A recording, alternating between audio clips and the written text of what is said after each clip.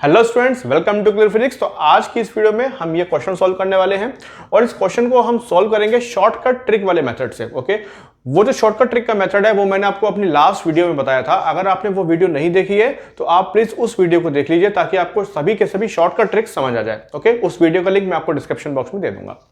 तो चलिए स्टार्ट करते हैं। क्वेश्चन क्या है? क्वेश्चन में आपको एक कॉम्बिनेशन दे रखा है रजिस्टर्स का और यहां पर आपको दो एमीटर्स कनेक्टेड हैं और एक वोल्ट मीटर कनेक्ट है। ओके, सर्किट डायग्राम आप देख सकते हैं 1+1। यहां पर दो आपको रजिस्टर्स हैं सीरीज में, फिर यहां पर दो रजिस्टर्स हैं 2 ओम और 2 ओम के सीरीज में, और यहां पर 3 ओम और 3 ओम के दो रजिस्टर्स हैं सीरीज में।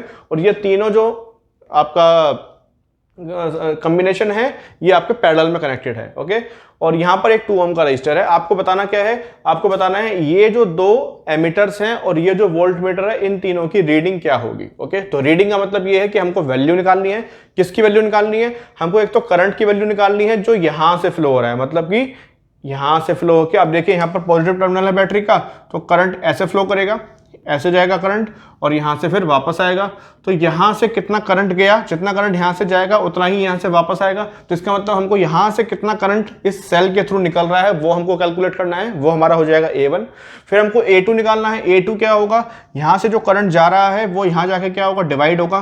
कुछ करंट यहां जाएगा, कुछ यहां जाएगा और यहां जाके फिर से डिवाइड होगा, कुछ यहां जाएगा और कुछ यहां जाएगा। तो हमको इस वाली ब्रांच का करंट निकालना होगा जिससे हमको इस A2 की वैल्यू मिल जाएगी। ओके, तो ये दो हम ऐसे निकालेंगे। और थर्ड आपको दे रखा है ये वोल्ट मीटर। ये वोल्ट मीटर कनेक्टेड है इस 1 ओम रेजिस्टेंस के पैरेलल में, तो हमको इस 1 ओम रेजिस्टेंस की वोल्टेज ड्रॉप निकालनी पड़ेगी और वो हमारा हो जाएगा इस V की वैल्यू। ओके, यहां पर आपको 4 ऑप्शन दे रखे हैं, इसमें से हम पहले वैल्यूज कैलकुलेट करेंगे और फिर देखेंगे कौन सा ऑप्शन सही है। ओके, तो इसमें अप्रोच करने से पहले सबसे पहले हमको कैसे अप्रोच करेंगे?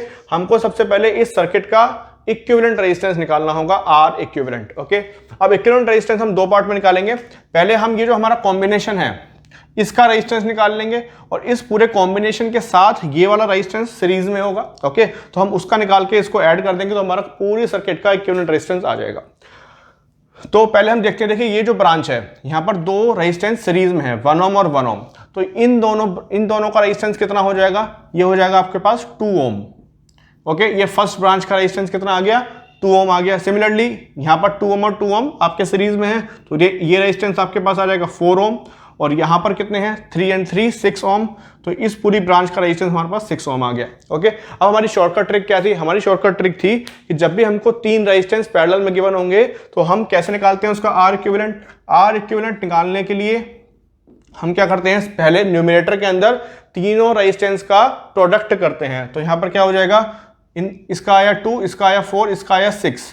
अब यहां पर हो जाएगा 2 into 4 into 6 divided by denominator में हम क्या करते हैं? हम दो रेजिस्टेंस के पेयर बना के ऐड करते हैं। तो हम पहले क्या करेंगे? 2 इंटू 4 मतलब कि हो जाएगा 8 प्लस 2 इंटू 6 कितना हो जाएगा? 12 प्लस 6 इंटू 4 कितना हो जाएगा? 24। तो ये हमारे पास कितना निकल के आएगा? ये निकल के आएगा 4 2 8, 8 6 48 एंड ये आपके पास आ जाएगा 44।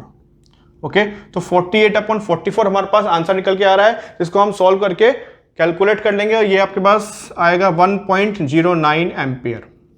ओके, 1.09 ओम। ओके, तो ये हमारे पास R इक्विवेलेंट तो नहीं आया, ये हमारे पास खाली R आया है सर्किट का, मतलब इन तीनों ब्रांचेस का हमने पैरेलल कॉम्बिनेशन का रेजिस्टेंस निकाल लिया है।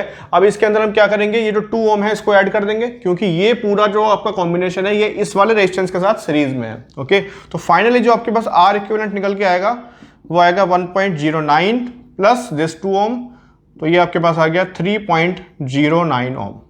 ओके, तो ये हमारा R इक्विवेलेंट निकल गया। अब हम क्या कर सकते हैं? हमको वोल्टेज पता है सर्किट की 10 वोल्ट है और पूरे सर्किट का रेजिस्टेंस भी निकल गया हमारे पास 3.09 ओम्स। ओके, अब हम करंट निकाल सकते हैं। तो करंट कैसे निकालते हैं? करंट के लिए हम ओम्स लॉ यूज करेंगे। ओम्स लॉ क्या होता है? V = IR, तो I = V/R इक्विवेलेंट। V की वैल्यू 10 वोल्ट, R इक्विवेलेंट कितना निकाला हमने? 3.09 निकाला।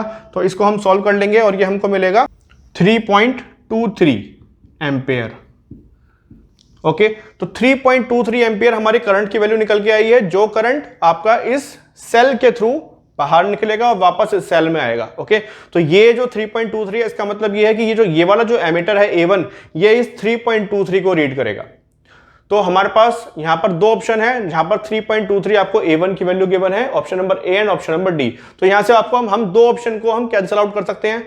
ये दोनों ऑप्शन तो हमारे रूल आउट हो गए, B एंड C आंसर नहीं होगा, आंसर या तो A होगा या D होगा। अब हम देखते हैं नेक्स्ट पार्ट। नेक्स्ट पार्ट में हमको इस वाले रेजिस्टेंस की मतलब इस वाली ब्रांच की हमको करंट की रीडिंग निकालनी है, जो कि ये A2 जो एमीटर है वो रीड करेगा। अब इसका करंट निकालने के लिए फिर से हम अपना शॉर्टकट वाला मेथड यूज करेंगे। शॉर्टकट मेथड में क्या था कि जिस ब्रांच का हमको करंट निकालना होता है, हम जो ये जो हमारा फॉर्मूला था रेजिस्टेंस वाला, इसके न्यूमिनेटर में से हम उसको गायब कर देते हैं। फॉर एग्जांपल यहां पर हमको इस वाली ब्रांच का करंट निकालना है। इस ब्रांच का रेजिस्टेंस कितना है, 2 and 2 4 ओम है। तो ये जो हमारा फॉर्मूला था इसके न्यूमिनेटर में से हम इस 4 को एलिमिनेट कर देंगे, तो हमारे पास क्या बचेगा, हम करंट निकाल रहे हैं मतलब हम A2 निकाल रहे हैं, तो A2 इज इक्वल टू आएगा हमारे पास, इस 4 को हटा देंगे तो हमारे पास बचेगा 2 into 6 मतलब कि 12 डिवाइडेड बाई, ये सॉल्व करके कितना आया था हमारे पास, डिनोमिनेटर में आया था 44, और हम क्या करते हैं साथ में मल्टीप्लाई करते हैं टोटल करंट से। तो टोटल करंट हम निकाल चुके हैं ऑलरेडी, कितना आया था 3.23 एम्पियर आया था। तो इसको हम सॉल्व करेंगे तो ये आएगा 0.88 एम्पियर, 0.88 एम्पियर। ओके, तो A2 मतलब कि इस वाली जो एमीटर है इसकी रीडिंग कितनी आएगी, 0.88 एम्पियर आएगी। 0.88 एम्पियर हमको कहां मिल रहा है, तो ये हमको मिल रहा है A में भी मिल रहा है और D में भी मिल रहा है। इसका मतलब अभी तक हमारा जो करेक्ट ऑप्शन है वो डिसाइड नहीं हुआ है, बिकॉज ये दोनों ही ऑप्शंस हमारे करेक्ट हैं, बट इसके बारे में हमको अभी कुछ नहीं पता। ओके, 0.88 हमारा दो जगह आ रहा है, तो हम अभी नहीं बता सकते कि हमारा आंसर क्या है जब तक हम वोल्टमीटर की रीडिंग ना कैलकुलेट कर ले। ओके, अब इसको कैसे कैलकुलेट करेंगे, तो इसको कैलकुलेट करने के हमारे पास दो मेथड है।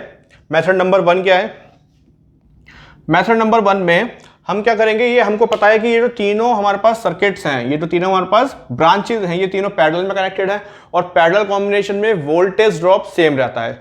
तो अगर हम इस वाली पूरी ब्रांच का वोल्टेज ड्रॉप निकाल लेते हैं तो वही वोल्टेज ड्रॉप हमारा इस वाली ब्रांच में भी होगा। ओके, और जो वोल्टेज ड्रॉप इस वाली ब्रांच में होगा वो इन दोनों रजिस्टर्स में इक्वली डिवाइड हो जाएगा, बिकॉज दोनों रजिस्टर्स की वैल्यू सेम है, 1 ओम एंड 1 ओम। ओके, तो हमारे पास इस वाली ब्रांच का रेजिस्टेंस है कितना, 4 ओम, और इस वाली ब्रांच का करंट हमने जस्ट कैलकुलेट किया अभी 0.88 एम्पियर। तो इस वाली ब्रांच की वोल्टेज में निकाल सकता हूं, कैसे निकालूंगा, V = IR, ओम्स लॉ लगा के। ओके, I की वैल्यू 0.88 जस्ट कैलकुलेट करी हमने अभी, और R की वैल्यू हमारे पास कितनी है, 4 है। ओके, इन दोनों को सॉल्व करता हूं मैं तो मेरे को मिलेगा 3.52 वोल्ट। ओके, 3.52 वोल्ट मिला मेरे को अगर मैं इस वाली ब्रांच की वोल्टेज निकालता हूं तो। अब यही सेम वोल्टेज इस वाली ब्रांच की भी होगी, बिकॉज दोनों ब्रांचेस पैरेलल में कनेक्टेड है, पैरेलल में वोल्टेज सेम रहता है। और यहां पर क्या होगा, ये दोनों रेजिस्टेंस सीरीज में है और सीरीज में वोल्टेज डिवाइड हो जाती है, तो ये जो वोल्टेज आई है ये दो पार्ट में डिवाइड हो जाएगी और इक्वली डिवाइड होगी, बिकॉज दोनों रेजिस्टेंस इक्वल हैं। तो कितनी वोल्टेज मिलेगी फाइनली, हमारे पास जो वोल्ट मीटर की रीडिंग आएगी वो आएगी 3.52 डिवाइडेड बाई 2। ओके, और ये हमारे पास सॉल्व करने के बाद आएगा 1.76 वोल्ट। ओके, तो 1.76 आ रहा है हमारा आंसर, और हमारा ऑप्शन में दो यहां पर 2.7 है और यहां पर 1.77 है, तो हमारे पास ऑलमोस्ट ये वाला आंसर आ गया है अप्रोक्सीमेट 1.77। सो इट मींस कि option number A is correct. Okay, तो ये तो हमारा फर्स्ट मेथड था वोल्टेज कैलकुलेट करने का।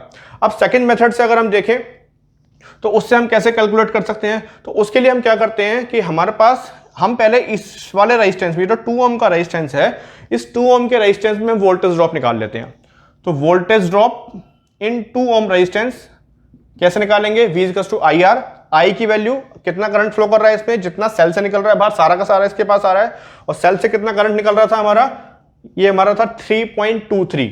तो क्या हो जाएगा, I की वैल्यू 3.23 इंटू R कितना है, 2 ओम है, तो ये आ गया 6.46 वोल्ट। ओके, ये हमारे पास इस वाले रेजिस्टेंस का वोल्टेज ड्रॉप आ गया। अब 10 वोल्ट तो हमारे पास टोटल वोल्टेज थी अवेलेबल, क्योंकि सेल ही 10 वोल्ट का है, और इस 10 वोल्ट में से 6.46 वोल्ट इस 2 ओम के अंदर क्या हुआ, ड्रॉप हो गया। तो बचा कितना, कितनी वोल्टेज बची हमारे पास, 10 माइनस 6.46, ओके 10 माइनस 6.46 इतनी वोल्टेज बची। इसको अगर मैं माइनस करता हूं तो ये मेरे को मिल जाएगा 3.54 वोल्ट। अब इतनी जो वोल्टेज आई है निकल के 3.54, ये वोल्टेज क्या होगी, ये इस पूरे सर्किट की वोल्टेज है, इतने पार्ट की, क्योंकि 10 में से 6.46 यहां कंज्यूम हो गया, बचा कितना 3.54, वो कहां जाएगा, वो इतने पार्ट में ड्रॉप होगा। अब क्योंकि ये जो पूरा पार्ट है ये 3 पैरेलल कॉम्बिनेशन से मिलकर बना है, ओके 3 रेजिस्टेंस जो कि पैरेलल में कनेक्टेड है उससे मिलकर बना है, और पैरेलल में वोल्टेज क्या होती है, सेम रहती है। तो इसका मतलब 3.54 वोल्ट इसमें भी आएगी, इसमें भी आएगी और इसमें भी आएगी, तीनों ब्रांचेस में 3.54 वोल्ट ही जाएगी, ओके। और जब इस वाली ब्रांच में 3.54 वोल्ट आ गई तो वो क्या होगा, डिवाइड हो जाएगी दो पार्ट में, इक्वली डिवाइड हो जाएगी, बिकॉज दोनों रेजिस्टेंस इक्वल वैल्यू के हैं। तो फाइनली जो आपको वोल्ट मीटर की रीडिंग मिलेगी वो क्या हो जाएगी, 3.54 डिवाइडेड बाई 2, मतलब कि 1 पॉइंट, यहां से हमारे पास आ रहा है 77 वोल्ट्स, ओके। तो यहां से 1.77 आया, यहां से 1.76 आया, ऑलमोस्ट सेम ही है, अप्रॉक्सीमेट आंसर हमने क्योंकि निकाला है, पॉइंट डेसिमल में कुछ चेंजेस आ जाते हैं। तो इसका मतलब यहां से हमारे पास भी, यहां से भी ऑप्शन नंबर ए ही करेक्ट आ रहा है, so option number A is correct, okay. तो ये था हमारा मेथड शॉर्टकट ट्रिक वाला।